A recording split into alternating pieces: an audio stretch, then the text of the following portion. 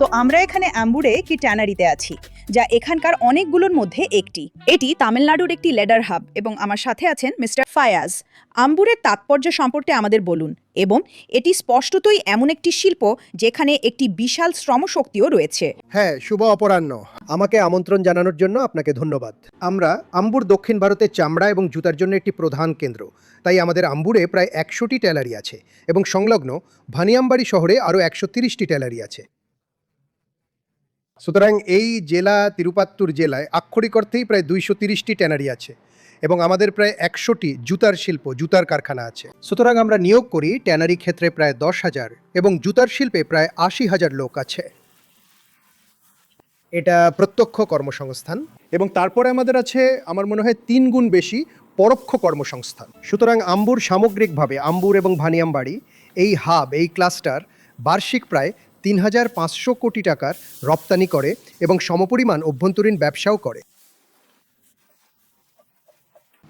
এবং আম্বুরে উৎপাদিত বেশিরভাগ জুতোই ব্র্যান্ডেড পণ্য। যেমন উদাহরণস্বরূপ মার্কিন যুক্তরাষ্ট্রে তারা ফ্লোরশেমকে বিক্রি করে, তারা কোলহানকে বিক্রি করে উদাহরণস্বরূপ। অবশ্যই এই ট্যারিফ আম্বুরেও তার প্রভাব ফেলেছে, কারণ আমাদের বেশিরভাগ জুতো মার্কিন যুক্তরাষ্ট্রে যায়। জুতো রপ্তানির প্রায় 70-75% মার্কিন যুক্তরাষ্ট্রে হয়। কিন্তু এখন ট্যারিফের পরে এবং যে সমস্ত বিভ্রান্তি ক্রমাগত ঘটেই চলেছে, তার কারণে জুতো শিল্পগুলি বৈচিত্র্য আনছে। জানেন, তারা এখন ইউরোপের দিকে বেশি করে যাচ্ছে, তাই একটা ভালো প্রোডাক্ট মিক্স তৈরি হচ্ছে। হ্যাঁ, আপনি যেহেতু ইন্ডাস্ট্রি বডিরও প্রতিনিধিত্ব করেন, এই নির্দিষ্ট নির্বাচনে রাজনৈতিক দলগুলোর থেকে আপনার কি প্রত্যাশা? আপনাদের একটা বিশাল কর্মী বাহিনীও আছে। হ্যাঁ, দেখুন, রাজ্যে আমরা একটা ভালো সরকার পেয়েছি। গত 5 বছর ভালোই গেছে। ডিএমকে সরকার আমাদের অনেক সাহায্য করেছে, কিন্তু কিছু নির্দিষ্ট ক্ষেত্র আছে যেখানে আমরা চাইব রাজ্য সরকার আরও গভীরভাবে নজর দিক। একটা হলো স্থানীয় পরিকাঠামো।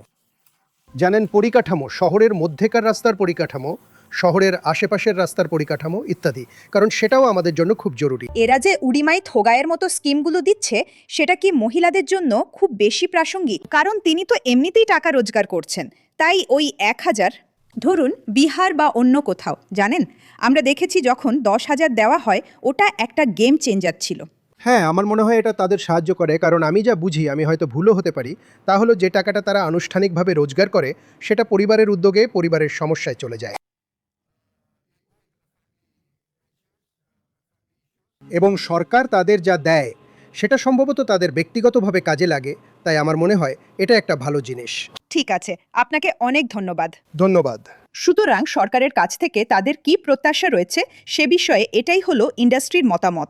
কিন্তু হ্যাঁ, এখানকার ডিএমকে সরকারের পারফরমেন্সকে একটি ভালো রিপোর্ট কার্ড দিচ্ছে।